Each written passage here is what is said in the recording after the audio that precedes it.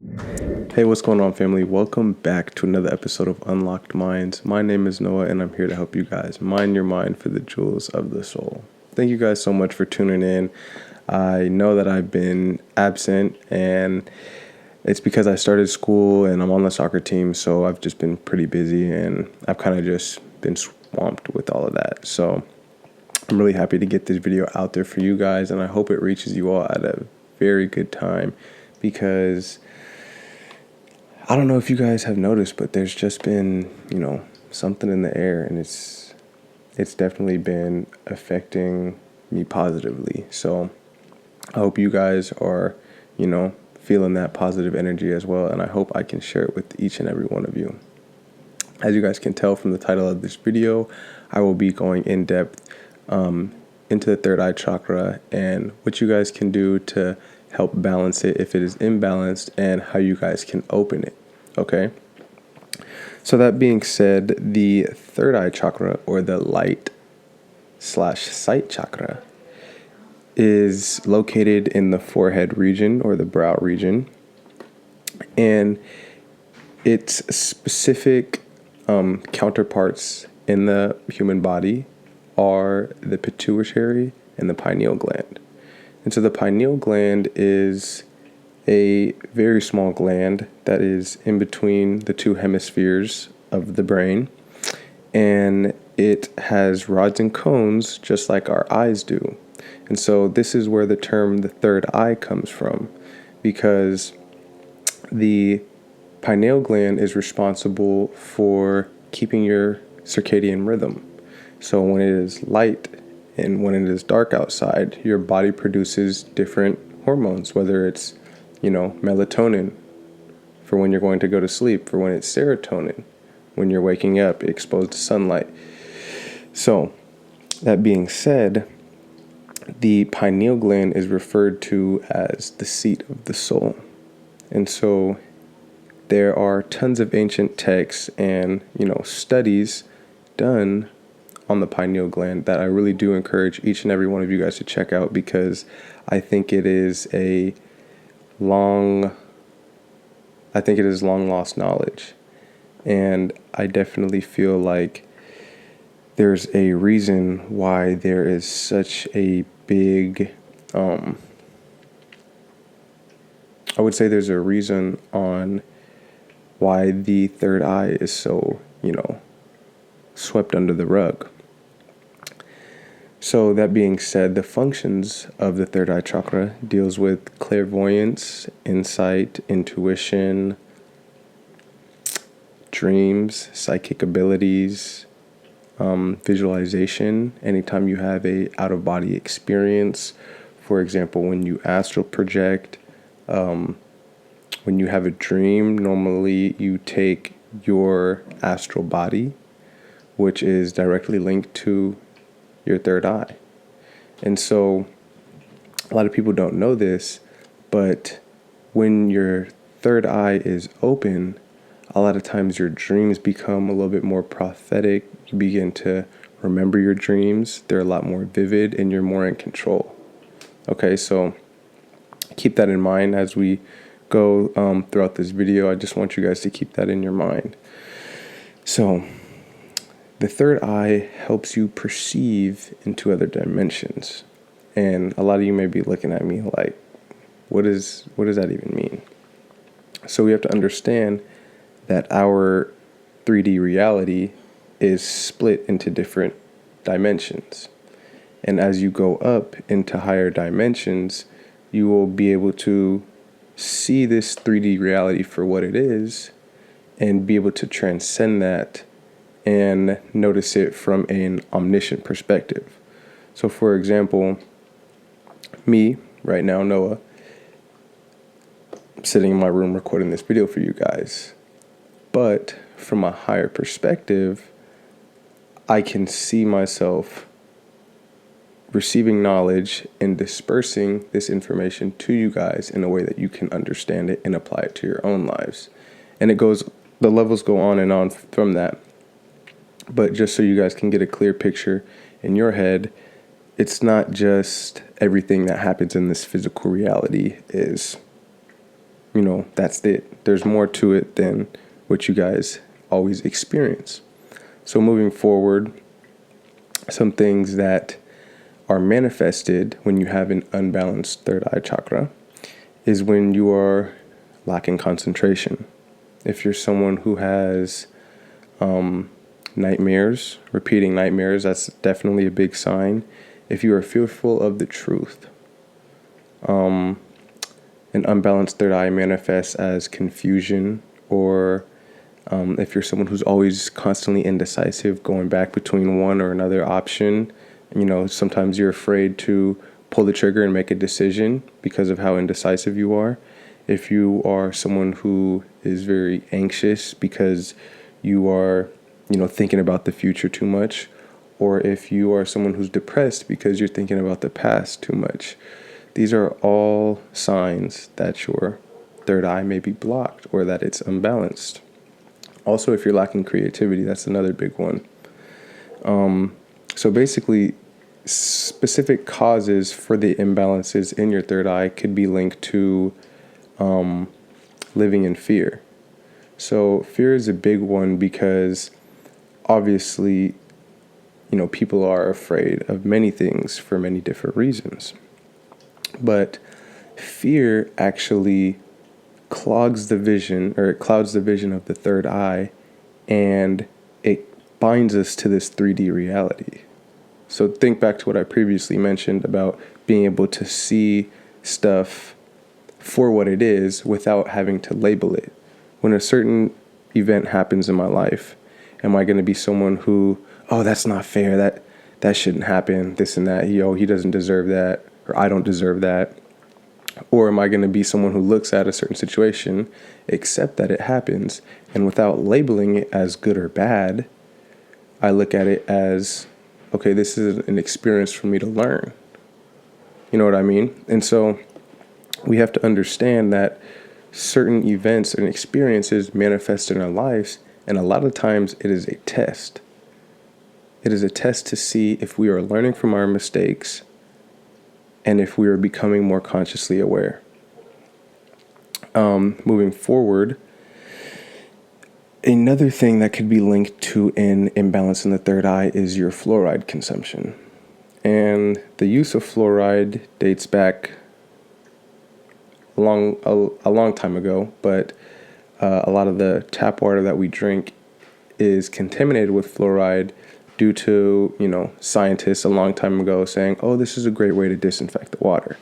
However, the only gland in the body that actually is affected by the use or the overuse of ingesting fluoride is the pineal gland. And it is so bad to the point there was a study done, and by the average age of about 40 to 50 years old, your pineal gland is completely calcified, and you would not even know it because of your fluoride intake. And so fluoride is not only in your toothpaste, sometimes on floss, mouthwash, even in the water that you drink. So I just want you guys to be just more aware of that and know that there are other healthy alternatives out there in the market. You guys just have to look for them. Don't take my, word for it. Obviously, you guys can do whatever you want to do. I'm not telling anyone how to live their life. I'm just putting the information out there so you guys at least know and can make the conscious decision on your own. Moving forward, what does it mean to have a balanced third eye? Okay, so when your third eye is balanced or open, you are able to receive more intuitive energy, right? Your vision is not only more clear, you're not only able to pick up more colors, but you're also able to see things before they happen, okay? Obviously, wisdom is a big thing, and even clarity, right? You are not only able to see an experience or an event happen in your life without labeling it or judging it, but you're able to see it clearly and understand what that specific circumstance is teaching you. Another way that we know our third eye is opened, if we are trusting in the universe, if we are able to focus very well on the tasks that we have at hand, if we are very imaginative, right? And even if we are someone who's very creative, a lot of times when the third eye is opened, we are able to solve problems in a easier way than maybe before. Okay, so keeping that in mind, we have to understand that not a lot of people want the public knowing how to activate and how to open their third eye because, and not to say that some people aren't ready to have their third eye opened, but once you are able to open your third eye, there's no way of going back. And personally, I don't think everyone is at that, level in life or on their spiritual journey where they need to open their third eye. It is more something that when it happens naturally, and it's not something that's forceful. So moving on, how to activate your third eye. And I will say before I drop the steps on how to open and further activate your third eye, a lot of times in life we have to be just more consciously aware of our surroundings and the stuff that we put into our bodies and the environment that is constantly surrounding us, because all of those, frequencies play a role in our own vibration. And so that being said, if you feel like you are not ready to open your third eye, it's fine. You can still watch the rest of this video, but just so you guys have that knowledge in the back of your mind on how to do so. So moving forward, a big thing in activating your third eye is obviously meditation. I'm not going to say this is the only way to do it, but in my own research and my own personal experience, I will say this is probably the easiest method. And there's not one single method that's going to show you exactly how to open your eye, because there's many methods that show you how to open your third eye. But a exercise that you can do is called pranayama, which is a type of yoga that is mostly done in India. And what it does is that it uses the breath work of the body to naturally induce a flow of energy up your spinal cord through cerebral spinal fluid. And in this cerebral spinal fluid, you actually have small traces of DMT that is naturally produced within the body. And for those of you that don't know what DMT is, dimethyltryptamine is a compound that is known as the God molecule. And there is tons of research and a lot of speculation on it, and it is really an interesting subject. So I do recommend that some of you guys, take the initiative to look up what is DMT and understand that it is produced naturally in nature and within ourselves. And moving forward, certain ways that you guys can practice breath work is by counting your breaths. So inhaling for a full 10 seconds and exhaling for 5. And so by being able to not only establish coherence between the mind and the lungs, but you're able to also establish brain-heart coherence, where you realize that your heart does beat in rhythms. And once you're more aware of your breath, you're able to actually feel your kundalini energy, or your cerebrospinal fluid, it's the same thing, rise from the base of your tailbone all the way up through your neck to the top of your head. And one of the things that I want to mention for this video is that all this information is coming to you for a specific reason. So if you're tuning in and watching this video, I really do appreciate you guys, taking the initiative to learn more, not only about yourselves, but how to evolve consciously and spiritually. Moving forward, obviously, if you are in the dark, this kind of tricks the receptors in your pineal gland that it is nighttime and that you are about to go to sleep. And so melatonin is then synthesized in the pineal gland, and it is secreted into the blood, and your body thinks, okay, it's dark out, I'm about to go to sleep. And this is what allows you to have such, vivid dreams, and it allows you to transcend this physical 3D reality and move on to the fourth, fifth, and sixth dimension in your dreams. And so that being said, another way that you can also further activate your third eye is by sunbathing and sun gazing.